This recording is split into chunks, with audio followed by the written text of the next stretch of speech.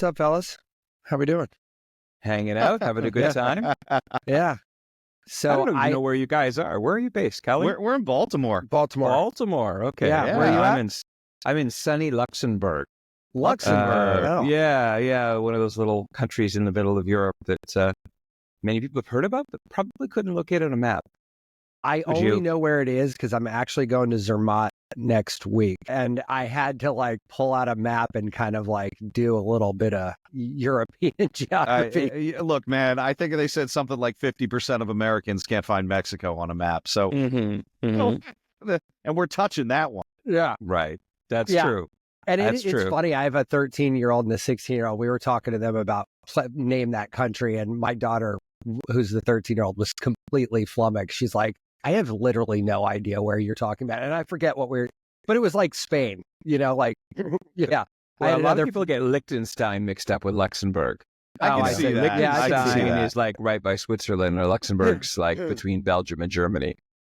Well, you know what? My ADHD, for God's sakes, I got onto a map just to find out where the hell Switzerland was, just to make sure it was where I thought it was. And then all of a sudden, 40 minutes later, I've like explored the whole of Europe. I'm like, I didn't realize this was here. And oh my God, that's where that is, So it was kind of like one of those. I was like, Jesus, I'm a mess. Like I can't stay on topic to save my life. Cool, man. Well, thanks for coming by. I can't wait to dive into this. Sure. Let's hear a little bit about you real quick, and then we'll kind of take it from there. How'd you get here? I've been in film and TV for like 30 years, but more what's called below the line, the guy that does the editing or production managing, that kind of stuff. But I always wanted to direct, so this is actually my first film. When I was working in film, I lived in 137 different countries. I did a lot of travel work, and I love travel to different countries, and And then I discovered the subculture, which is kind of like its own little country that exists everywhere. And it just fascinated me. I met people in it, and it's quite a guarded world, the world of BDSM and kink and stuff like that. So people are like, once you're in and they trust you, you really get access. It's fascinating and amazing. So it was a kind of like visiting another country by going deep into this. And that's sort of what I've always done in my life, is to travel and to try and learn things. That's awesome. So did I hear you right? 130 something countries you've lived 137. in? It's a lot of countries. There's only like 196 or something like that, right? 195 by the United Nations. Then there's about 10 countries that are only recognized by some countries. So they're not really like officials. Like Pridnestrovia is a country between Moldova and Russia that actually kind of is by some people considered part of Moldova and by some people considered an independent country. And there's lots of these like weird little places that exist. Like Sealand is another good one. Where's that? It's off England. It was like this old. Is that the oil well where the guy made like a whole country out of? It wasn't an oil well. It was actually a military platform from World War II. It's like some sort of defense platform that's just out of sort of British waters. And he formed his own country back in the days of pirate radio. Yeah, when I remember that guy. Yeah. And then have you been there? I have been there indeed. Yeah, that doesn't actually count as a country because it doesn't go to the United Nations. That's sort of one of the extras. Also, countries like East Germany that don't exist anymore. It's when you travel, it's like it gets interesting when you start defining what a country is and what it is to go there. But Sealand, I love because does anyone live there full time? They do. And years ago, the British decided to take it back and sent SEAL Team 6 or their equivalent. British take everything. And, invaded this country, took it back. But then they couldn't be bothered to sort of hold it. So they just moved right back in after the army left, after invading it and taking it over. So the guy prints his own money and postage stamps. And I think it's like 12 people there or something like that. That is fun. Like an amazing place to have visited. And now I'm like, wow. That sounds amazing. Yeah. I remember when that guy came out. Weird little places like in above Norway, there's a place called, I think it's Sarsbar or something, that technically belongs to no country and anybody can live there as long as they want. They have this weird treaty between like Canada and the US and Russia and Norway. And it's like this special place in the world where anybody from anywhere can live there. Interesting. Very interesting place. And like, what are there? Like, why go there? Like, is there a draw to this place? I think there was coal mining up there for a long time. Oh, I gotcha. Now it's kind of like just people that really want to live off the grid, I guess. And also, sure. I mean, there's days so many people can be digital nomads. It's kind of this crazy society that's pretty self-regulated and, You meet some very interesting people up there. Sort of I'm like always Alaska. curious about, I'm always curious about that. You go to places like, I was actually going to bring up Alaska, right? Like, you go to places like that where there's technically a government or whatnot, but those people just sort of like, Do life whatever the just hell they works want. out, Yeah. right? Yeah. Like, you know, like when you're left to your own devices without a bunch of rules and bullshit tagging you down, like it just sort of works out, right? Like, I mean, I feel like it does. It gets kind of weird though in some places. Like I've been to a place called Hyder, Alaska, which is right across the border from Stewart, BC. And Hyder used to be big town, and then all the gold went away, and now there's maybe a few hundred people who live there. So there's no infrastructure anymore. And apparently we have this deal where if something really bad happens, the Canadian police can come in onto U.S. soil to resolve the issue. Wow. The Mounties go in. And there's places vice versa too, where it's like these two little border towns, when one's not big enough, you know, there's these deals where Canada gets the right to come into the States to deal justice, or the States gets the right to come into Canada to deal That's justice. crazy. These tiny little border communities that it just gets really weird. It's like, wait a minute, you're a Mountie? I'm an American. How can you arrest me? yeah, how can you do that? Yeah.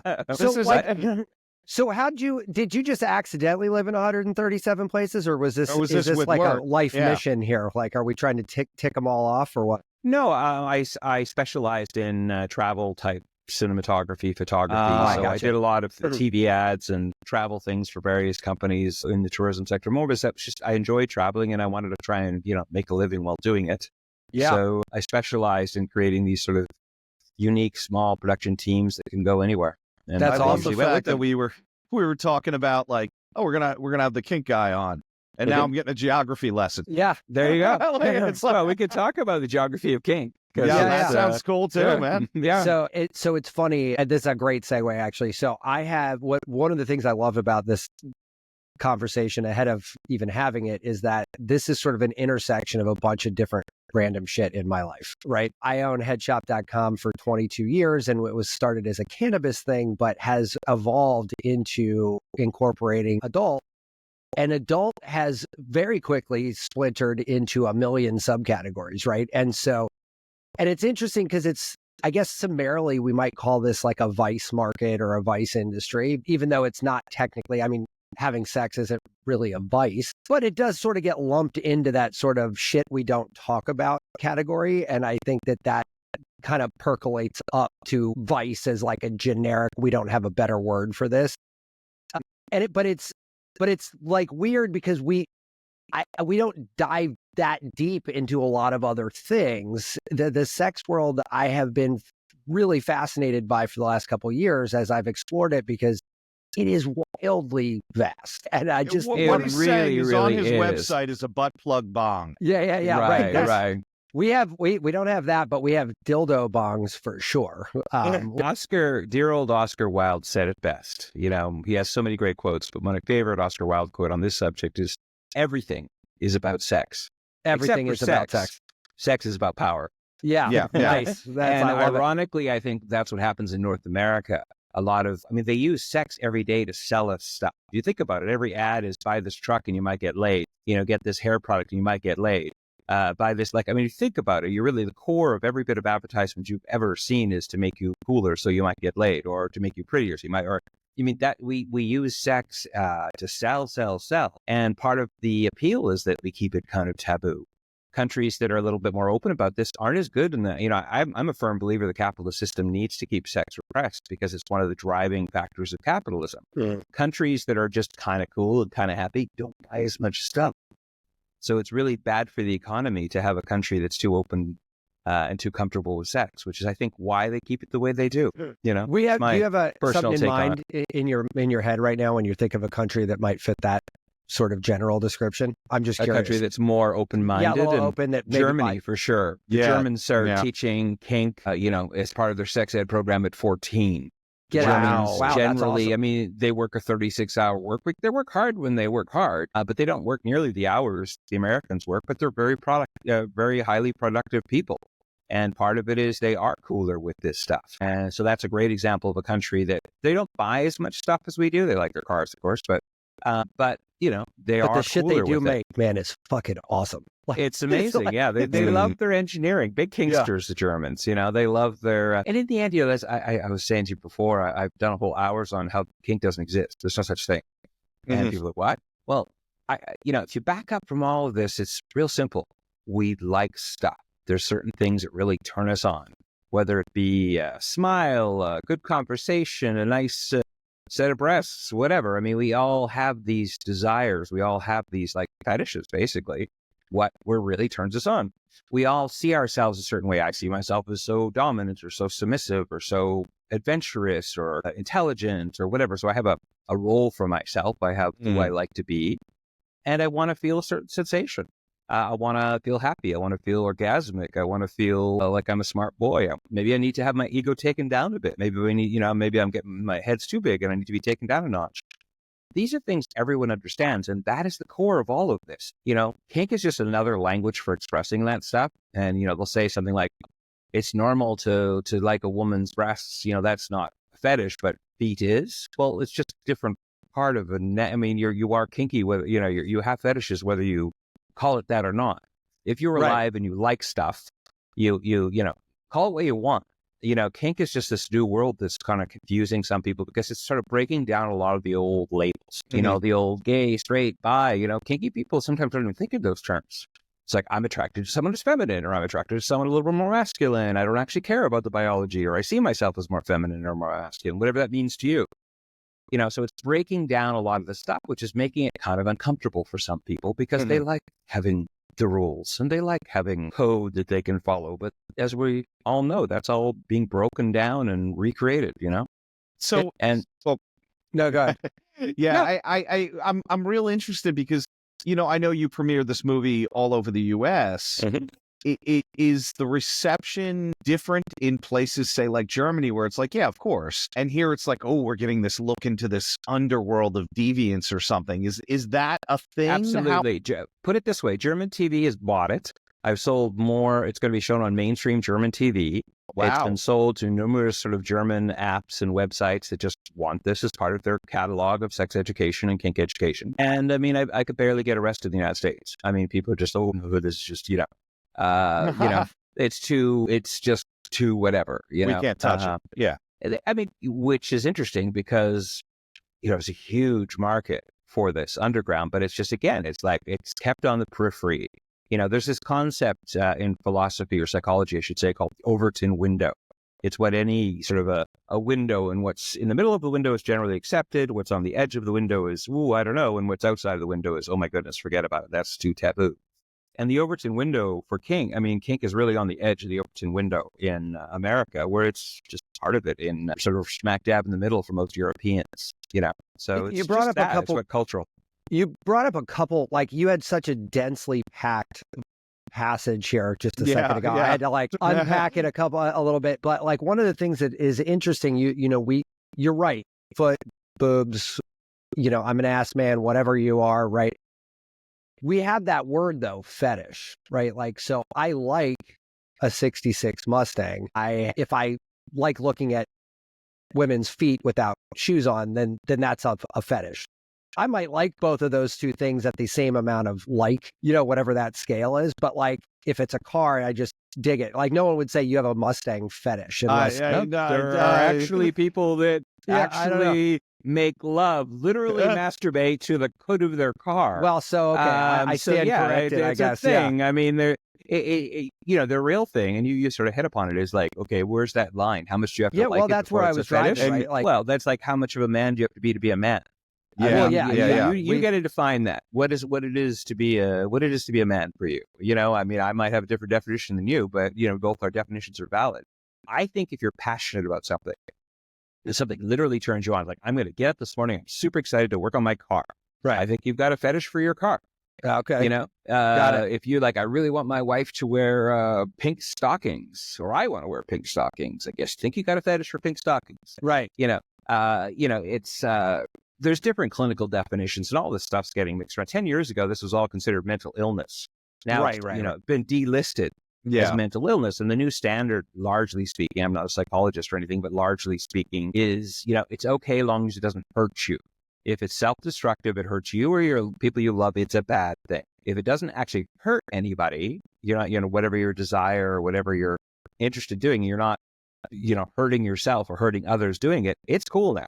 Well, that cracks the door wide open for some of the harder core BDSM stuff too, for sure. Because now you're not you're not hurting. Everybody's it's consensual. Okay, yeah. Everybody's cool. 50 Shades of Grey is like awesome if it's all good. If certainly not if it's not. But I mean, like, I think it's interesting, and actually having teenage kids, I think it has actually been a pretty eye-opening experience, because when you look at what their perception of the world around them is. Gay, straight, they, them, pronoun, like there's no line. It's less clear. It's not as well. No, they actually. I applaud what's happening. When I was a kid, there was no word for polyamory. No, that didn't exist. So how am I going to express that? We cheated or we didn't cheat. There was, we heard of polygamy with the Mormons or something, but polyamory. Yeah, well, we all thought those guys were crazy. And that was nuts. Yeah, and that was nuts. Yeah. Like, well, I thought it was kind of a cool idea. But I mean, that's what that's how they. That's the exactly societal phrase. Yeah, exactly. So, I mean, the beauty of this generation is that they, they've got more words. They've got more ways to describe it. That's a great way of saying it. They've got more boxes. We had some, had 2 or 3 boxes. They might have 100 boxes. But what I like to point out to this generation too is it's great. You're so much farther ahead. You're so much better, doing better than we, because you have more words. You have asking some of the pronouns. It's a great form of respect. It's like, I'm not going to make any assumptions about you. I'm going to let you tell me who you are and how I should interact with you if I choose to if I want to interact with you. I applaud thee. But the problem that I notice sometimes with this generation is they're so satisfied creating their own boxes, they don't realize there actually shouldn't be any boxes at all. I was just going to say the same it's exact thing. It's all spectrums. It's all devices, and it's all fluid. It's like, what is it to be masculine? What is it to be feminine? We have to agree on that first, because somebody might say masculine, which we never will. Like, we're, exactly. It's going to be very. I think we should get rid of some of these gender notions and just say, okay, I want someone who's assertive. I want someone who can protect me. I want someone who's good with the kids. I want, these kinds of things, and start saying, okay, there's a bucket of characteristics that we give to one gender and another bucket of characteristics we give to the other, which is relatively arbitrary. And something that is really, completely arbitrary. I mean, the Romans had a whole other way of doing things in division of labor. Other countries and cultures have completely other notions of. There's still a couple of matriarchal societies where men aren't smart enough to run anything, and only women do that.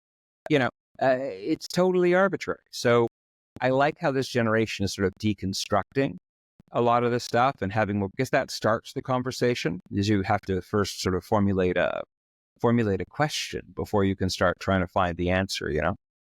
We were years ago at a thing where Richard Saul-Wurman from Invented Ted was there, and it still sticks with me to this day. Like, he said, one of the most game-changing things for me, which is life is an also thing, right? We get stuck into this, like, you're either a Democrat or you're a Republican. Like, you can't be both. Something's true or false. Something's like the black binary or white. system seems to be really entrained into American culture. And then what happens is, if you say it's black, it's not black, then the immediate assumption is it must be white. If it's not male, it must be female. Like, there's always this sort of, so the toxicity of that binary system is less about it doesn't stop at the actual decision. It's now this implied, unpacked assumption that we just bring to the party right away. And I think that's where sort of like the pronoun thing started to rub people the wrong way, is because they're like, well, what do you mean? It's either he or she. Like, I don't necessarily care what I'm going to call you, but like, and then now you get into the, people are making fun of how many acronyms are in the LGBTQ thing, right? It's like, and it's like not that, and listen, I get both sides. I can see the logical argument on both sides of this, only because I can see this being confusing for people who aren't trying to decode it, right? Like, if they're not trying, then yes, you're going to be confused by this. Or they don't have, I try to take a generous view of people. And honestly, I think most people that have a hard time. Well, most people that have a hard time with this is they're busy people. Their lives are hard enough. They got to work. They got to support a family. They got to deal with the fucking boss, whatever. They don't really have time for new bits of information. And that's what this is. We got to educate ourselves. When you don't have time to go to school, don't fucking school me. And that's where it's coming from. It's not that they're bad people. It's just that they're busy, they're stressed, they need this foundation their life is built upon, is that men are like this and women are like this. So don't, mess with me. I'm happy. God is my God. This is my that, and I'm happy with that. And if they're happy, God bless too. But that's where it comes from. It's just education. It boils down to what you grow up with. Again, why I'm a little happy, I think this new generation has a wider education, and they'll probably deal with the stuff in better ways. I mean, look at the mental health epidemic in young men right now. Oh, yeah. This is hopefully going to subside as people start being allowed to have full emotions, full So spectrum I'd like of to emotions. think that that's true, but like I guess I'm seeing it just get so much worse, and I'm like sort of like the Gen Xer in me can't help but to look around and be like, so many things are easier here. Like, why are we all so distraught? Like, what's happening here? And I don't know the answer to that question. I'm hoping that we find a way to kind of break through that thing, because it is crazy. I mean, the numbers are just absolutely off the charts. It's really disturbing, actually. Again, trying to be the optimist. Everything I think in life is a cycle. Goes from one side, you have a conservative to liberal, to more open-minded to less open-minded, to more, everything just goes up and down as a circle.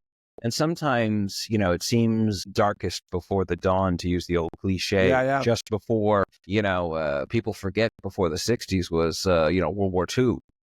Shit was pretty dark. I'm sure if bombs are falling and all the rest of it, and 20 years later, there's this whole generation that's, peace, love, and whatever. It just seems to be how humans go. I'm getting old enough to now sort of see it, that it happens. And I feel like we're hitting this conservative wave of, we've just had enough. Please don't talk to me about pronouns anymore. Please don't break my world anymore. I'm just too tired of hearing about this stuff. I'm not, but many people are. No, and you know what? I just want things to stop. Can't we take a break here? Let's just stop and just stay where we are for a little while. And that's where we are right now. But that too will subside, and people are going to go, okay, I caught my breath right now. Please explain to me what a they is. Yeah. How, just again, what does that mean to you? Because it'll also mean something different. This stuff can be, if you're not prepared for it, can be a bit exhausting, because there's no one answer. Right. There's and if you talk to somebody who's from like the femdom world, they're going to give you their worldview. You talk to somebody who's a spanko, they'll give you a worldview. If you talk to a gay person, they might give you their worldview. And they're all true for them, but there's no sort of universal truth other than what I believe is we like what we like. We see ourselves how we see ourselves. We want what we want. And if we can just start filtering everybody through those lenses, we might have a better chance understanding. And I think it is funny oftentimes when you see like these futuristic shows, like something taking place in a distant future, hundreds of years. A lot of that, and I don't know if this is just sort of our collective optimism or maybe what you're tapping into here specifically, but like those cultures seem to be a lot more sort of one, right? Like it's sort of like we're all homogenized. Yeah. We're on this ride together. Let's just kind of exist. Like, let's stop killing everybody and stuff. And like some of the Star Trek stuff, maybe not. There's like that one planet who hasn't gotten their shit together yet, and they come in, try to take over. But like, I don't know. I think that we have a good opportunity to possibly end up in that place in the near future. And weirdly enough, I think Hans Rosling, I believe is the guy's name. He's a Norwegian mathematician that's actually calculated various things. And one of his TED Talks, I believe, paraphrasing, is actually, in almost every conceivable way, we are living in the golden age of man. There are more people that have access to food than ever before in the history of that. There's more equality between people than ever in the history of the world. There's more, less war. I know we hear about it because we're watching the news, and anything kicks off anywhere and we hear about it. But, we forget 30, 40 years ago, there's 50 wars going on you didn't know about. Right. Because they weren't even interesting enough for anybody to cover them. So in almost every actual sense from an empirical level, we're actually living in the best age we've ever possibly lived in. Life expectancy, equality, food, war, all of these things. The only thing we're really sort of messing up is the environment, which hopefully we'll get to. But fix itself as well, yeah. Beyond, well, I don't know. Well, fix we'll itself, have to but, fix it, well, but yeah. but beyond that, we're actually making amazing strides. But, these are things that are, we're not going to see it. We'll be dead and buried, and maybe our kids will actually sort of look back and go, wow, they were doing better than they thought. But we won't see it. And, media has to keep you interested. And when I tell you shit's blowing up, or that Mr. A is going to win or Mr. B is going to win, and you're for one or the other, and keep you riled up, keeps your eyes glued. So we have this illusion that the whole world is going to hell in a handbasket, but I don't believe it is. I think that's just stirred up.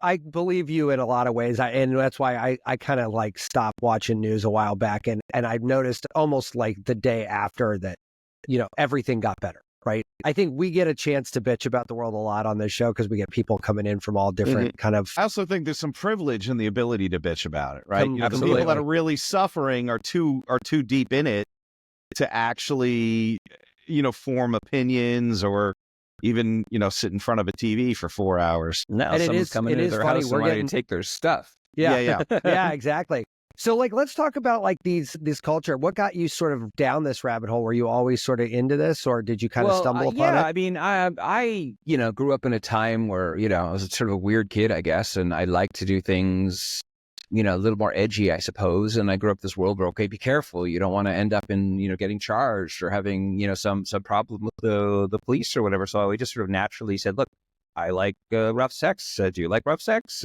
Do you like to do this? Do you like to do that? And I would just talk to my partners about these things and get their consent and do these things. And I did this before I even knew there was a thing called BDSM and Kink. It was just me being too pretty to go to jail. I'm just going to have these conversations. And I started really enjoying people once you get past the, oh, I'm supposed to be the good girl, I'm supposed to be the whatever. And then they go, okay, well, actually, my fantasy is this. And I don't talk about this, but I like it. And I found that world fascinating. This real secret, private world. If you make people feel comfortable enough to trust you, and then they open up. So I got into it that way. And then I think I read a book and went, I guess I'm into kink and BDSM or consensual. I didn't really know what it was. I guess I'd always been into it, but I didn't know it was a thing until maybe 20 years ago. So I just got more and more. And I don't even like hanging out with vanilla people. Vanilla people are just too stuck. They're just too stuck in, like, I don't have to agree with you. You could espouse whatever crazy idea you have and I will listen to you. I won't necessarily, but I'm not going to say don't speak about that. And where we're living in a world where so many people just will cancel you for even talking about certain subjects. Where kinky people just like, okay, in this conversation, can we have a talk about this? Or can we play with these roles? Or can we, what do you really think about this? Maybe on a fantasy level. Esther Perel wrote a book called Mating in Captivity. And one of my favorite lines in it is that, we may actually in our private life do the same things that we protest against during the day. So you'd be all for like women's rights a day, carrying the banner, and then once you're back in your bedroom, who knows what, and that's very and part vice of what versa. the human mind is, and vice versa. So the human mind is fascinating, and if you feel like you're not even allowed to talk about these things, or you're not allowed to have this other dimension to yourself, I feel sorry for you. And vanilla people tend to do that, where kinky people just, they're not somehow extra smart people, but they generally are a little bit more open-minded and a little bit easier to talk to about these things. And that's why I love the community. So Max, is it in your mind, with kind of your background and everything you're seeing, is this more of a shame-based thing? Is this just conditioning because of how our country was formed and these Christian beliefs? And, where do you think, I guess that all stems from, where it's like, we hear GOP conventions in town and grinder crashes, right? Mm-hmm. They're the strict gender roles and strict, where is that, I guess, disconnect in how people think or have a public image versus what they are in private? You hit it more, actually, is the public. It's about whether you talk about it. The kink has been and always still the number one place where there's most dominatrixes in the world, professional dominatrixes that work 24/7. Highest concentration is Washington, D.C. So, I mean, half of these, they're all part, and makes sense to me. Every pro will tell you that, when a conservative party comes in, it's good for business, because those are the people that don't talk to their wife about it. Those are the people that go see the professionals. So this exists always. Like, every human being has a sexuality, whether you want to talk about it or not. You have interests, whether you want to talk about it or not. It's really about the public sense. And I think this is changing. I mean, people forget. It was like 30 years ago, it was weird to be gay. I mean, it was like, oh my goodness, can we let gays teach our children? Oh my goodness. I mean, right. What will they teach them? And now we laugh at that. I mean, it really is a joke for most people right now. I mean, people are people, they're great teachers, but that was a real thing 30 years ago. It's like, we can't let them near our children. What will happen? It's insane that we ever thought that. But that's where we think, well, kink right now. Oh my goodness, that person likes to get spanked, or that person likes to dress up in women's clothing. We can't let them near our kids. That's where we are. We're where the gay community was 30, 40 years ago. And it's just going to take more people coming out, It's going to take more things, but it's just beginning to happen. You're starting to see like Beyonce and various performers are starting coming out a little bit more open. We're at the very, very beginning of that process. But it's really just, you can't be comfortable with something until you know about it and you know a few people. That's a big part of my film, is I wanted to here's a bunch of people that live this life and love this life. Watch this film and see what they get out of it. And here's your peek behind the curtain. I love the sobriety check of this because Tom and I get to talk to some of the coolest people like ever. And I love it. It's one of my favorite parts about this show is like talking to people like you and getting this crazy worldview. But like, to me, nothing seems weird anymore. Like I have like, I can go to a party and talk about literally any weird thing. It doesn't matter. But like, I'm starting to realize when I hear stuff like this, I'm like, well, wait a minute. I'm not the normal human in society out there. Like somebody wants to start talking to me about their kink habits. Like, I'm pulling up a chair, making some popcorn. Yeah, let's get busy. Let's get into this. Let's get into this, right? And it's not necessarily because like personally, that's not my thing, but I'm super fascinated by anything. Yeah, you're professionally curious. Correct. Yeah, and that's as I said earlier, a lot of people, you have to give them a break because a lot of people just don't have time to be professionally curious. They don't have time to, by the time they finish working, they're tired. They just want to go home and have what they want to have. They don't want to have to delve into any of this stuff. And that's how I recharge my curiosity battery. Whatsoever. They're happy with the world and they just want to go to sleep and get up and do their job again. And, that's okay too. It's anybody. I mean, there is a great correlation between the more educated, the more curious you are. Kelsa Breeze, the more likely you'll be kinky. Pretty much every major invention in the history of invention, depending on how you look at how you define kinky, was a kinky person. Leonardo da Vinci was literally arrested for crimes against nature. The Medicis got him out. That's fucking awesome. Alan Turing, the inventor of the computer, was chemically castrated for being gay and a little bit kinky too. Pretty much because what it really is curiosity. What it really is an open mind. And guess what? People with open minds and curiosity invent shit. Yeah. They find out shit. That's so fascinating. Max, I think you almost hit the theme of the entire show. And honestly, regardless of the topic, whether it's AI, psychedelics, kink, 100% of the time, those guests have that curiosity that you're talking about, right? They want to make their world bigger. And that's such a beautiful thing. Yeah. And it's, cool. I actually, I've done a lot of these interviews at this point, and I argued the other day for one. I'm listening to myself arguing. Sometimes I convince myself, but I actually think, in the beginning, this was for me just, okay, let people do their thing. Okay. Don't judge them. Let them do their thing. But now I'm starting to think that this should be taught at school. This should be promoted, not only by this should be government initiatives. Why? Because think about the future. The future it's going to be creativity. It's going to be invention. It's going to be open minds that invent the future, maybe save us from all the problems. It's not going to be people in lockstep together in China, all trying to be exactly the same person. It's going to be the most creative people. Just like the military should be funding kink events, to basically that would be hilarious. Spawn new creativity, the next Enigma machine, the next super duper weapon. It'll be like somebody's a foot fetishist is going to figure out how to turn shoes into special weapon systems and will, win the next war because a kinky person, got a military contract and, keeps the West safe again. It's not just about a little bit of fun. It's about promoting creativity, promoting diversity. I get it. It's complicated. I get it's exhausting, especially for people that are busy. But there is this beautiful reward to it of this invention and this creativity. And that is what's going to, if anything keeps the American empire going, it's going to be invention. If we start backsliding and trying to be all lockstep together, the empire will fail. Empires only succeed if they remain creative and artistic and seeking and looking and building new things. So the American experiment's doing real well as long as we keep freedom of speech alive and keep people looking and experimenting and inventing. But the moment we start shutting that shit down, it's the beginning of the end, And it's funny, I've got a client / friend who got a job 15 years ago for the night to be a human canvas in New York City. And he was like, sure. I mean, the short little Jewish guy from Queens, literally looks like the guy from Sex and the City, the one, the gay friend, the guy with the glasses. I can't remember his Mario. name. Yeah. And great guy, love him to death. But he has turned this into a full-time thing. And those people who paint him, a lot of what would be fetish world, but they're very wealthy New York City type people with super private parties that, like, if you looked around the room, it would be sort of like a who's who of commerce and activity that move needles. And it's just funny because this is how they're hanging out, but it's super hush hush.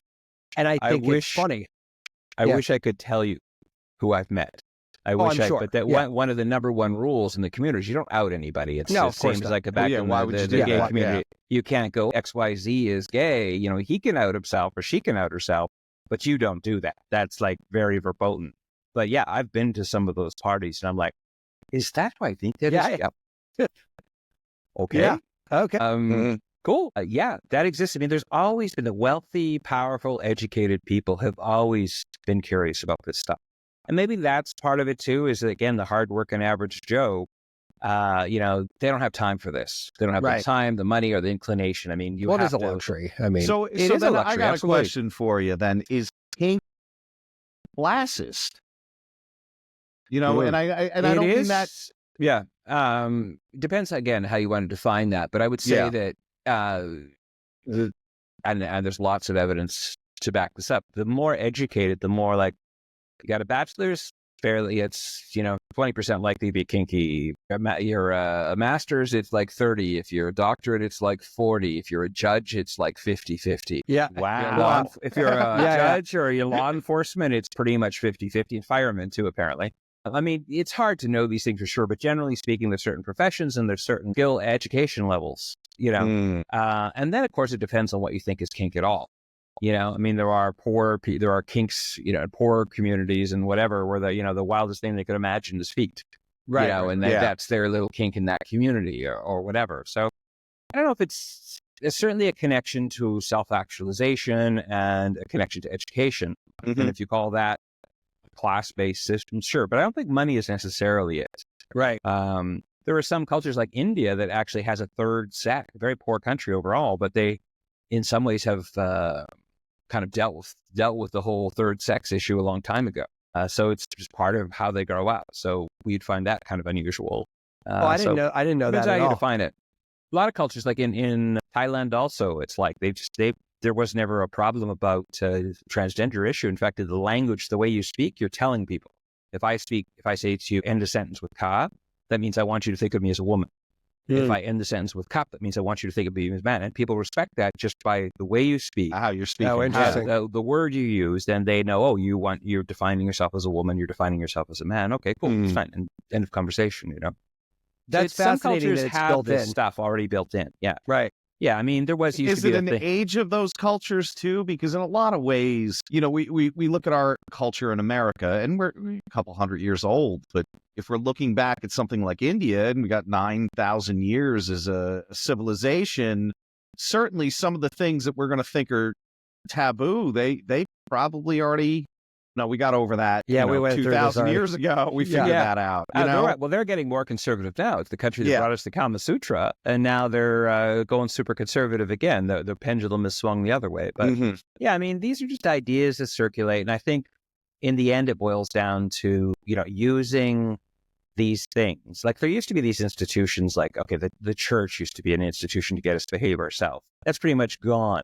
So now they're running out of ways to kind of enforce our behavior. So, they're not going to give up our weirdness around sex because that's just being quite effective at getting us to do the stuff they want us to do. So it's an institution by which people that are really smart manipulate us. And the only way to break free of it is to educate yourself and realize that it's silly, And besides, they can also, if I could get a whole bunch of people to vote for me saying that those people like X are weird, vote for me because I'll get rid of the X people, or vote for me because I love the X people, even though it really doesn't matter. But if I, as a politician, can get more votes by going forward against something, I'm going to do that depending on, whose votes I want.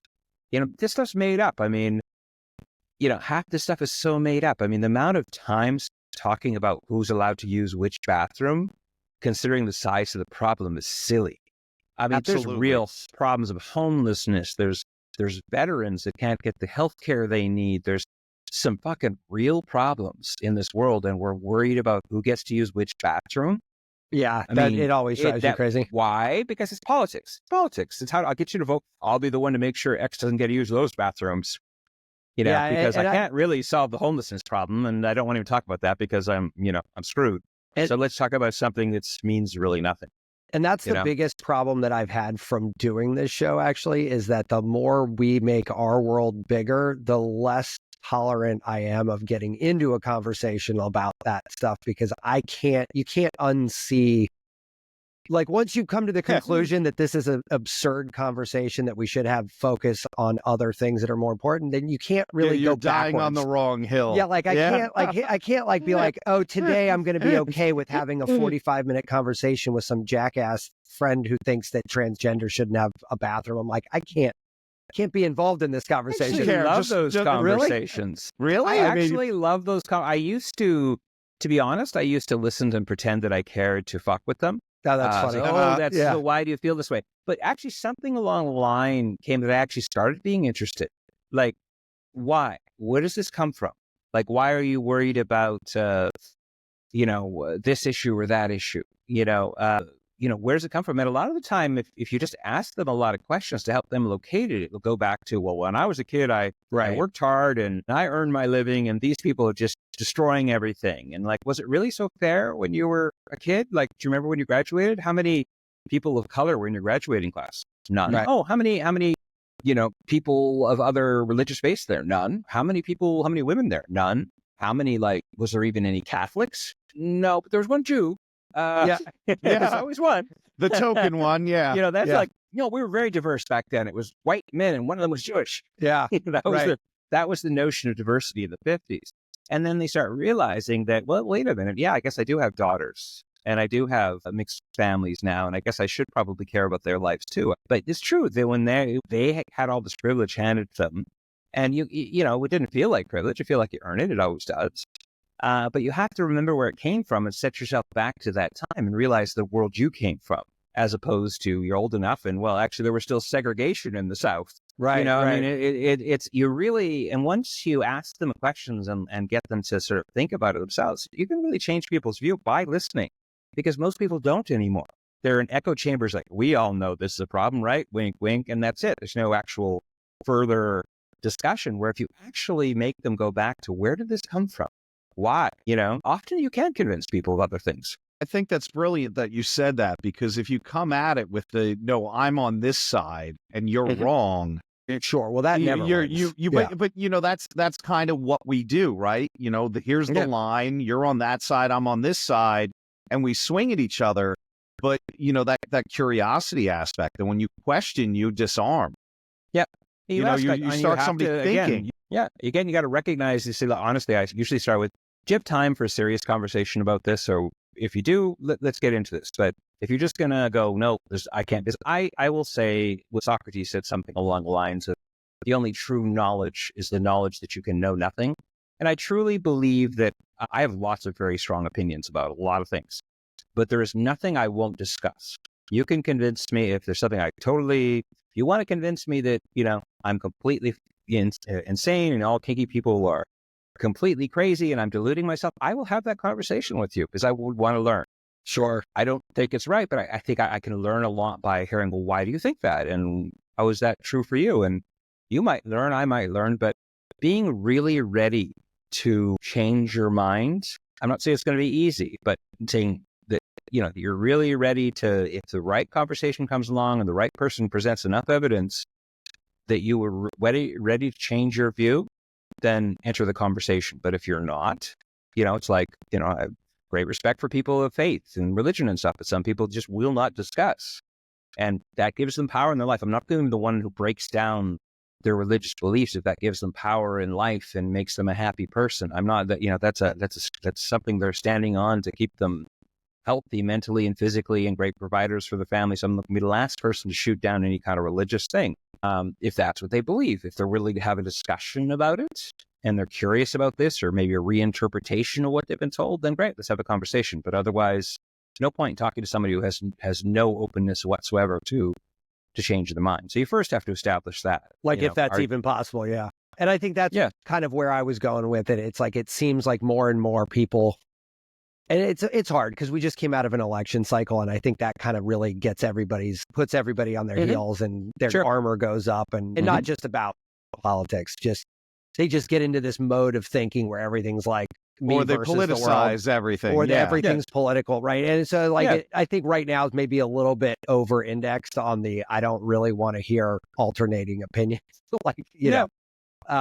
But you're right. Yeah, maybe next year they can't give softer. credit. It's like, I mean, you should give credit to both sides. I liked what, Biden was going to do with forgiveness of loans. I like what Trump did with getting the COVID vaccine done fast. I mean, but you're not allowed to say that. You have to like one, not the other. You can't say they both did good things. But they can't even talk about what they've done if it's viewed politically inappropriate, even a month after it happened. Yeah, exactly. And what's even worse is I get into the conversations where you're like, no, I mean, I think I have a lot of, this may come as a surprise to you, but I have a lot of, liberal friends. But oh my God. Yeah, they were like, as soon as you say, well, Trump's got his head on straight with this topic, like, and they're like, my God. And they like, how dare spiral. you? Yeah. And I'm like, well, I mean, if we're going to talk about like just objective fact, like here are some of those if you're interested, but like it like that's not what anyone's interested in. It's like very much like a us versus them sort of thing. And that's why, so bringing it back to your thing here real quick, because I think this kind of goes into it. Like, do you find an overall softening of that sort of kink to the outside world? How do they feel inside of that community out to the outside? Is it still like an us versus them thing, or how is that? No. I think kink, I mean, go to a kink event, it politically transcends everything. It's become something. It's not as quiet as it used to be, but it's, it's in the background. People go to their private parties, they go to their private events, they hang out with their people, they do that. It's kept on the DL a little bit, but it's very healthy. And it's different in different communities. On the East Coast, so the best parties, but they're all on the DL. On the West Coast, it's like everything's on, look it up online. I prefer the parties on the East Coast, actually, because they're more interesting, invite only, people that are more strict into it, versus on the West Coast is a bit of a free for all. Everybody can do what they want, but some people are coming just to kind of take a look at the culture and then exactly. Wow. So yeah. It exists everywhere, and I think it's in good shape. I think that just depending on the prevailing political, cultural winds, it's talked about more, it's talked about less. Interesting. So when you make the movie, how is that being received in the non-kink world? My suspicion is inside the kink world, it's loved. People love it, I'm sure. Yeah. Well, it's interesting. I've really, I've done a few hundred shows at this point, and at the beginning, you always stand up in front of the people in the theater, and there's like 200 or 300 people in the audience, and you're introducing your film. When I look out on the crowd, I'm like, okay, a lot of women over 30, even the majority, I know I'm going to get a good response. A lot of men, not so much. For whatever reason, women, maybe it's the ability to be a little bit more emotionally open. We talked about before. But generally, I get a much better, audience from sort of vanilla women seem to like it. Vanilla men are a little confused because it is messing with stereotypes. It's like, you're a man, you're supposed to be dominant. Well, a lot of men actually like being submissive, so that makes some guys feel uncomfortable. I mean, I get it. I mean, I'm as open-minded as you can possibly be, but I still don't want to see like hairy men making out. It just, I mean, I God bless them, go make out. That's your thing. But I don't want to see that because it just, to me, it's just not something I've already wanted to see. Not your thing. It's not my thing. So it just makes me a little less comfortable, but I still respect it and understand that. I encourage those people to have those kinds of relationships. I just want to see it. Personally, it's personal taste. So, men seem to be like, okay, I don't really want to see these submissive guys. I don't want to see necessarily this, So I would say it does really well with women because women see it as kind of reflected of this new role they have or power. They have a lot more equality of power. There's a lot more new ways to form relationships. It was the idea of a house husband and a woman making more money than her husband seemed crazy 30 years ago. It's quickly becoming the norm, at least in Canada.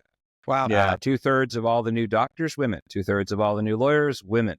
2/3 of all the new corporate, VPs in Canada, women. This generation will see more women making more money than their husbands or partners. Here's a question on that, though. We were just talking about the DC thing, right? Like GOP comes in, Grindr crash, whatever. If you have a workforce that gets predominantly women, let's just go to the outer edge of that. Do you think that same sort of thing would happen, right? Like, I mean, you're going to crush the dominatrix market in DC. I'm just curious because I guess the spirit of my question is like, do you think that men do those behaviors more because they can't do it openly Yeah. in public. And if women were in the same role, like, would that sort of maybe be less because they're not concerned about the public side of it? I'm just curious. It's just. Yeah, no, I think, well, the evidence supports that, actually. I mean, as I said, it's tough being a professional dominatrix in California when you can ask your girlfriend to, put on a strap on and experiment with something. Right. So they have less professionals doing it because you can talk to, I was watching the latest Ryan Reynolds film and all the little kinky subtext that he kept throwing in all the time. Like, this whole generation's laughing and totally gets this. And a lot of generations, this is going right over their head.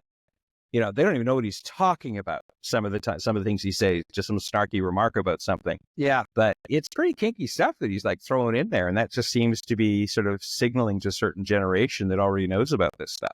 So I would say, that in places where there's more equality and there's more ability to talk about more liberal societies, there'll certainly be less professional stuff, but the kink level will stay the same, if not increasing, because it's creativity. In places that are conservative, it's still the same, but it's just more underground. Right. But I think it's the same everywhere. I think humans roughly have the same interest, no matter what, given the right education, given the right situation that they're going to explore if they have the time, if they're not too busy paying the bills and working too hard and trying to keep it's Maslow's hierarchy of needs, right? Food, shelter. Once you don't get to self-actualization unless you got the food shelter thing sorted, Right. I think a lot of the guys that I know, just putting words in their mouth, might have problems with the kink thing, mostly out of like a lack of also education, right? Like, men are kind of brought up, like, there's a million jokes about how fast you can come when having sex with a girl, right? It's like, oh, I'm a 2-pump chump. Like, there's a million jokes about this, right? But like, that's sort of summarily is how we think about, men have been trained to think about sex. Like, you get in there, you bang her, you're out, you're done. Yeah. It's a conquest and you're over it. Yeah. But kink is more of a much more shades of gray. There's a lot of nuance in there. There's a lot of like expression. It's like maybe more of an event than a quick thing. I don't know. I think you'd be surprised. And if you want to have something for interactive for your listeners, do this. So I've done this at a few things, like, been in a big group of men who say, oh, I'm not kinky, I'm not interested in this. Like, anonymously write down something that really, like, when you think about it, really gets you going. Like, you just think about that one thing, that whatever it is, or set of words, or sexually related, or anything in general.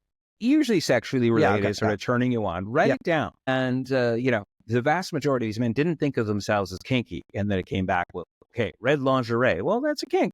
It came with, Wolford stockings. Well, guess what? That's a kink. Having her dress up as a cheerleader. Guess what? That's a kink. Having her say, I'm a good boy. Guess what? That's a kink. Like, everyone has these kinks. That's why I say it doesn't really exist. There's no such thing as kink. You like something, believe me. If I want to put it, unless you're that dead, rings your bell. Yeah. And if there's nothing that rings your bell, I feel sorry for you, actually. If there's nothing that turns you on, you're alive, but you're not living. How much of that do you believe, though? Somebody comes to you, man or woman, says, nothing turns me on. I just, they're just not ready to have that conversation. They probably haven't had that framework, of like, hey, no, what are you doing to get into it? It's not that hard. You close your mind, you close your eyes, and you think about the naughtiest thing you can think about to get you going. What are you seeing in your mind? Guess what? That's your kink. Right. And if you don't have anything that comes to mind, I'm sorry for you. Being a sexual being is being alive. Right. If you're actually they say it biologically, when you stop having those desires and stop that you are, it's sort of your life is winding up. Let's put it that way. It's game. It's game almost over. Yeah. It's this is your 3-minute warning. Right. Right. Get your affairs in order. Yeah. Because you're not even thinking about it anymore. It's fine to think about it less. I find myself, I'm glad I think about sex less than I used to when I was younger. I mean, I used to think about it all the fucking time. Now I can go a whole 10 minutes and not think about it. Yeah. I was going to say. I'm like, I'm still several times a day, so maybe I'm not quite evolved yet. But yeah, I mean, and look, I'm pressing 50, and I still kind of like, I don't know, I don't see a horizon on that particular. So I also feel like, it's funny. I used to train martial arts with my mentor. We do it outside in a park, right? And we're taking a break, and there's about 6 or 7 of us there, and this woman comes jogging by. And I'm in my 20s, and we all stop. We just watch her run by. And I look over at my mentor, who's probably about 50 at this point. I go, hey, does it get any better as you get older? He goes, no, it gets worse. And I didn't understand that until now. I'm pushing 48, and I'm like, yeah, no, I get what he Yeah. I get what he means. And it's like, you've been exposed to so much more. You're thinking so much broader, and you're like, yeah, there's other things I'd like to do here. And it gets more nuanced. It's like, I think when I was 16, my kink was women. Yeah, sure. Yeah. As a real broad brush, you know. And then as you get a little bit older, it's a particular look, a little bit, or a little bit more refined, because again, education and a little bit of A and B and figuring it out. But it was always there. We just get a little sharper about it. And by the way, like a lot of these things, you know, I believe, and I've seen some, are kind of formed in puberty. I mean, they say like in the UK, there's still a lot of people that like to be caned, like a school mistress. Because, you know, a lot of these guys, when they were kids in England, you know, they did something naughty and that was the punishment. And that was happening right around the time of they're 13, 14. And that formed this connection in their mind. They're starting to have those first feelings, and they got caned, and that lasts a lifetime. Where in California, there's like no interest in this whatsoever, because nobody in California has had corporal punishment in generations. So nobody even knows what that is. I went through puberty so it in connects California. to what's going on. I do not want to get caned. Yeah. It always kind of go, you know, what was happening when you were in puberty? What was around you? I mean, in a lot of the Muslim world, a lot of it's feet and hair, because that's what they see. That's what you see. You know, I'm a young boy. I see feet, not hair. Guess what? I love that hair. Yeah. You know, I grew up, my dad had a collection of Playboys, and I was thumbing through his Playboys, and, you know, that formed me. I suspect if my dad was secretly gay and was put magazines of hairy men, maybe I would have actually liked hairy men. I don't know. Yeah. But I mean, it is, I think a lot of it is what you're exposed to when you have those first feelings. And it's the die is cast at that point, is your basic. Right. It can be modified and adjusted, but, you know, it's nature and nurture, you know. Is there an age sort of proclivity to this? Like, do you find that you know, to be fully actualized in the kink world, you are over 40? You tend to be a little older. Or over 50, or are you seeing a level or playing field? I think it's more where you are. In my experience, you know, your average kid in California probably knows more about it than I did until I was like 40. Right. You know, certainly when you go to events and stuff, it's older people, but that's because they can afford to spend $1,000 on a latex outfit. Yeah, hold on. Let's make it differentiate. I mean, knowing about it, I agree. I think, you know, TikTok and Instagram, like education for anything is like really gone to lower ages just because it's out there, right? But knowing about it and actually participating, I think I was talking more about the participation. Like, I mean, how many? No, I think they're participating. You know, it's funny. I have an interesting anecdote. I have a friend of mine who's a very famous very famous creator of artistic pornography, the father of artcore, very beautiful stuff. And I love really like, so he's made naughty movies his entire life, right? And he accidentally, overheard his son talking about, I mean, I should be careful about how I say this. Well, let's just say that he was shocked to find out what his son was into. Got it.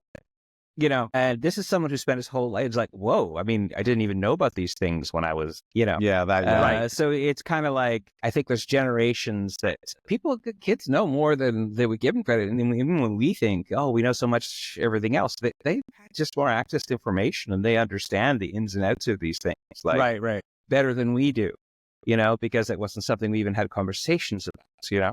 Yeah, but my 18-year-old self, if somebody said, hey, I'm into this thing, even if it sounded fun, if it was a delay to the sex part, I'd be like, yeah, hard pass.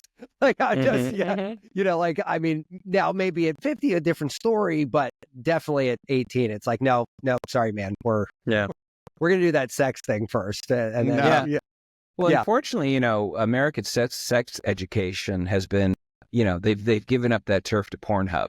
Sadly, you know, that has become by default American sex education right now, which isn't a very good one. But kids are curious. They're going to get information. They're going to get access. And if that's the only place they can get it, and, you know, that's a sea of craziness. I mean, was just going to say that's stuff in there that, you know, very confusing picture. Yeah. You mean I'm not going to bang my stepmom? Yeah. Wait, all pizza. I want a pizza delivery job. This looks amazing. Just the tip, ma'am. Just the tip, ma'am. You ordered extra sausage. It's funny how those lines never get less funny. Oh, they do actually, but we're showing our age. We're roughly the same generation. It's kind of like we have the same little bit. Believe me, you know, my younger daughter would be going, oh God. Yeah, Jesus. Well, it's funny. My wife and I were flipping around a couple months ago and watched the documentary on the guy who created I forget the name of the company, the first gay porn video. It was reel to reel and then VHS, and like they went absolutely crazy. But like watching what those guys went through to build that empire was really eye-opening, because it's like, wow, we take Pornhub for granted. It's out there. You just kind of go. If you want to look at any topic under the sun, just hit that little magnifying glass and type whatever in. Yeah, you could type in anything you want. Something's going to come up. But back then, these guys were literally getting bubble-wrapped envelopes with reel-to-reel, ordered out of the back of a magazine. And I was like, in a plain manila envelope. And that was like in the 80s. Like that wasn't even that long ago. I mean, I was alive. You know what I mean? Like it's like, it was really crazy to see that we've come that far that fast in something that you would think, if it was that's starting perfect segue. My next project is about sex and technology, because I've always believed that technology pushes sex and sex pushes technology. It's really just passion and invention. But I mean, that has been what's driven pretty much everything. I mean, video, this was its primary purposes back in the day, was naughtiness. The internet, primary purposes back in the day were naughtiness. Photography, so the first imageries, guess what they were of? Yeah, for sure. Some of the very first films, guess what they were of? Yeah. I mean, exactly. There was probably somebody who put naughty cave paintings and charged someone a bear skin to come inside, It was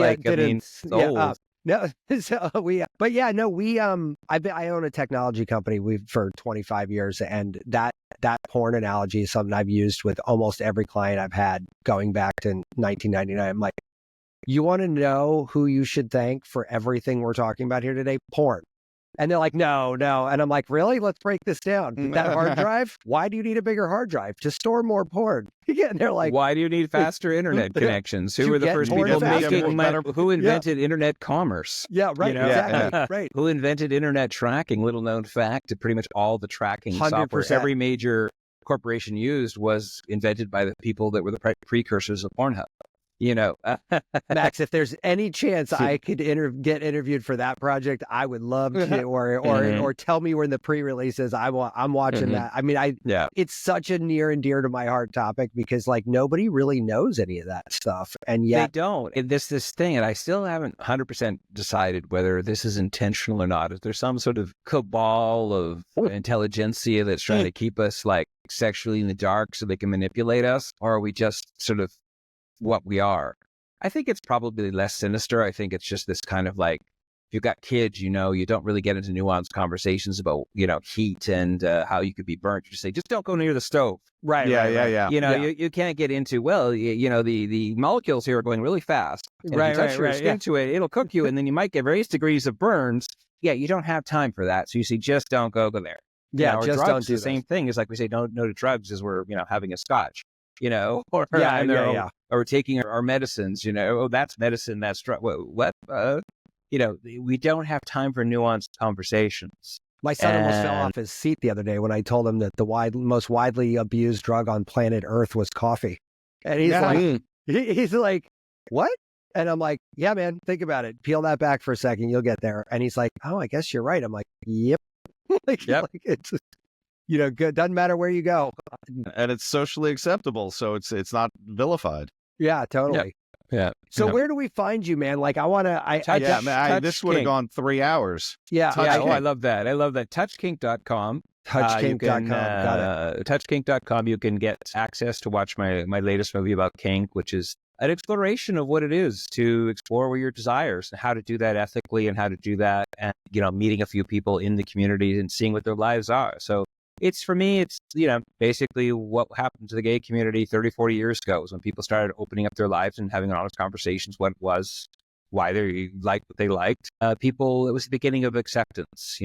People forget that there was a process to that, and we're at that stage. We're just having people sort of outing themselves. We're just having conversations about that. People that are brave enough to, and some of them get shut down real fast when, that kink's too weird. Right. I love that, right? It's like, no, my kink is fine, but yours is fucking crazy. Yeah. Like that, come on. Have you, I know unfortunately it takes like, you have to have a rally cry to sort of unite a community sometimes. And we haven't had that yet, I know it's kind of bleeding edge, but have you had any sort of thoughts on the AI version of this story? Because like, you know, they just released Sora this week, and like that's like mind-bendingly accurate. That's actually my part-time gig right now. I've been hired by a couple of AI companies to increase the humanity and kink understanding, because as I said, kink doesn't exist. Understanding what people are does. So I'm actually literally consulting for a couple of AI companies to change the models and help them understand people before, because a lot of these people, you know, typically if you're, again, hardworking people, you'd have conversations, you have to know about certain things to even be able to put them in your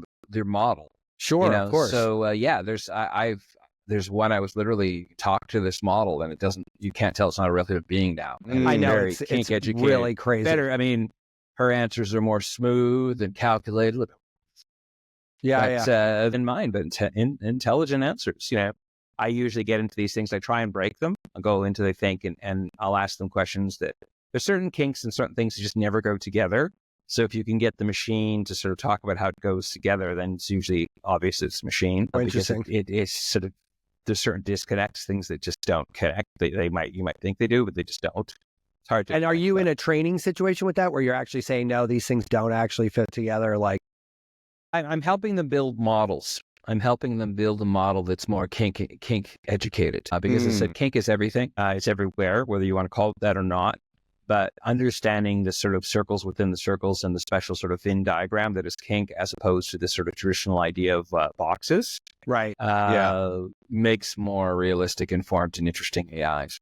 And are these adult projects, or are they like... some are adult, some are educational. Okay. Most of them are more in the adult field, to be honest with you. Those are people pouring money into it right now. No, of course. Yeah. Trying to figure it out, just like we talked about before. But I mean, the thing can only know what the thing knows. Sure, yeah. We actually have a client that has a virtual girlfriend site, where it's a dating site, and guys are pouring $20,000 a month buying their AI girlfriends shit on Amazon and stuff. And I was like sitting there going, really? That's perplexing. Like, they know it's fake, it's not real. Yeah. And I had the same thought, but what we've discovered, or what's been discovered, is some people are actually more comfortable talking to the AI girlfriend.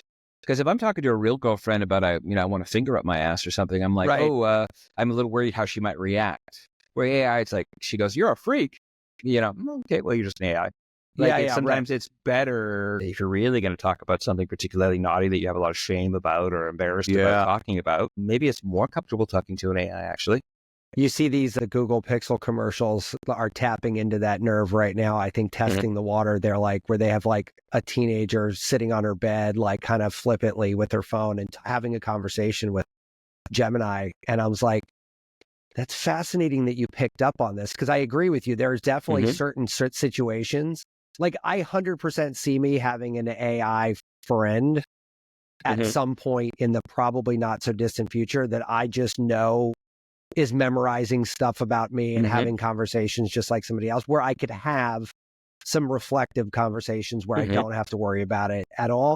Mostly for professional curiosity, I think, but I think that very, very quickly we'll get into, oh no, this is like maybe not, I'd like to think I'm adjusted enough to not like fall in love with this thing, but like fall in like with the idea with this thing. And I think that might actually be more normal in like 5 years than I think so too. And there's also some incredibly powerful things. It's like, okay, maybe you're 35 and I'm feeling depressed about my job and whatever.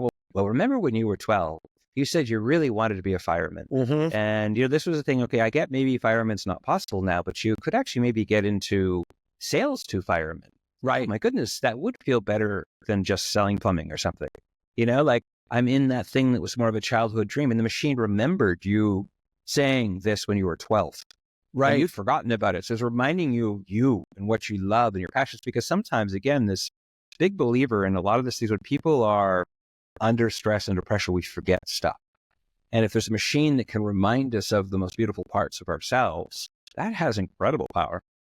Yeah, and I think that's going to be a weird thing. There was that movie where they time traveled, and he traveled into the future, and he had gone to the World Fair or something and talked to, it was the black actor who was in the 7-Up commercials. I can't remember his name, but he was in this like magic mirror situation, and like hundreds of years had passed, the apocalypse had come, and this monitors crashed on the ground, and all of a sudden he goes, I remember you. You asked about time travel. And this was hundreds and hundreds of years ago, but that got me thinking. I'm like, that's probably not bananas, right? Like, I mean, where you have like these machines that are talking to us and acquiring it. So when my flesh dies, this AI friend of mine could possibly talk to my kids or my neighbors or my friends or like 5 generations of me later, they could be like, oh, I could tell you about your great great great grandfather. Like, well, there's whole businesses right now about you. You feed in all grandpa's photos and videos and everything grandpa ever said and written, and you can now talk to grandpa forever now. He's like, talk to him, he'll remember his stories, and you can literally go online and have conversations with him. It's like a memorial thing that has which is every bit of information. But it is interesting. It was like, super interesting. But what crazy. was it? I'd love to know more about my grandfather. Actually, like I hear more stories about him from friends than I did remember from him directly. I would love to go. So, is it true you were in Mexico and the part of the revolution, and you got kicked out because the socialists came into power, and you had to you had a tobacco plant? Is that true, or is that just like, was that urban legend? Having those stories? You know? I went to Salt Lake City, and we just had a day layover there, and I went in, and the guy there, older guy, probably in his like late 80s, with a little USB stick around his neck, and he's told us about how he talks to all these people. When they match up with him, he's had like 200 and something thousand people in his family tree. And I asked him, I said, why are the Mormons so into this? And he goes, well, we have this belief that if you are connected in the afterlife, you're connected to everybody who you were connected to. So this is a way of knowing ahead of time who we're going to talk to when we die. I said, well, that's fascinating. Like, anybody high on your list? And he goes, my great grandmother was like first settler in the West or something. And when they did like a homestead, they actually had a pond, and there was this family of ducks, and it was right around wintertime, and the ducks didn't migrate and they were cold. So she knit sweaters for the ducks. And he goes, I just can't wait to see those ducks waddling down next to her with these sweaters on. And I'm like, hearing what you said right now, wouldn't it be fucking wild if like 200 years from now, like you actually had a video of those ducks running around with little sweaters on? You know what I mean? Like, where you could be like, cool, man. So yeah, it is definitely going to open up and change how we view this stuff. But the funny thing is, it might just show, I mean, you're probably aware of simulation theory and how that's sort of like the new religion in Silicon Valley. And they actually believe this is all a simulation anyway. We have somebody coming on the show that's going to talk to about it. He says he has proof. I was like, none of this is real. It's all just a simulation. I mean, it doesn't really matter. I'm still having a good time. But, knowing that it's a game they believe that's how you break the game, how you can sort of do stuff like Elon Musk and just do all these crazy things because you see behind the matrix, so to speak. And, it's not any different than people that really believed in a religion and that firm belief that, God was on their side or whatever, gave them power to do stuff in life. What we believe makes us who we are and can give us amazing strength, which is why I have so much respect for people with faith. I wish I believed in something so clearly and so believed. I think that would give me enormous power in my life. I'm too much about, I can see your point. I disagree, but, So I view the Matrix as a documentary more than a science fiction. At least the first one. The next two, maybe not so much. Yeah. But I mean, I definitely looked at that movie. I was like, oh, well, that just answered every question I've ever had. Thank you very much. So, I thought the battery thing was a little silly. It's like, I mean, it was a little bit. That was like, they couldn't come. I mean, they couldn't come up with a better battery. Humans are really shitty batteries. I could see maybe like there's some sort of energy we create that through our minds that might have been useful, but just as a pure battery, that whatever. I love the filmmaker in you who's like, I'm pulling this thing out. Now, yeah, that's funny. Well, Max, listen, man, I could literally talk to you all day, man. You've been a lot of fun. And honestly, I can't wait to actually watch the movie. I wanted to try to check it out before, just, didn't have time to do it. But it's super cool. I love watching these kinds of things because, again, like Tom said earlier, I love making my world bigger. Universe and these things bigger, are man. ways to do that. Yeah. Absolutely. Now, happy to be on again if you want to have any more questions about the movie and stuff. I really want to talk about I enjoyed talking with you guys. Yeah. So well, that's coming along soon. So when I'm ready to go into production, give us and do more of that, I'll. Yeah, for sure on that, because that basically touches on the other half of the shit we talk about on the show. Mm-hmm. Absolutely. So I'm surprised AI made it that long before it came up. Yeah. Well, it makes sense. I mean, especially in the kink side, right? Like, what better use of AI than, an ultra private judgment expression of person, something? yeah. Like, yeah, I mean, well, kink essentially is experimental sexuality. It's like, let's make it a little experiment. Okay, you're at this, I'm at that. We're going to try this and see what happens. Yeah. It's like experimenting. It's like the scientific method applied to, relationships. That's a great way of looking at it. Yeah. It's like, okay, I'm going to use that one. Let's see how far I get. It really is. I mean, what happens if we do this? If we do agree to this, let's try and inform ourselves as much as possible about what we're going to do here and try. It doesn't always work out. Sometimes you have to call your safe word or go, okay, let's not do that again. Yeah. But it's science. That was not as hot as I thought it was going to be. In fact, my balls hurt. Right. Yeah, exactly. Right. Yeah. 100%. That's amazing. All right, cool, brother. Well, listen, you guys have a great weekend. Thank you so much, and, man. Thanks again. Yeah. Thank you. Thank you, guys. Take it easy. Be subversive, irreverent. Health is wealth, but you knew that. Everybody knows that. But so is following us on social media at Irreverent Health. And check out our website for more exclusive content at irreverenthealth.com. Oh, I like this. Thanks for tuning into this episode of Irreverent Health.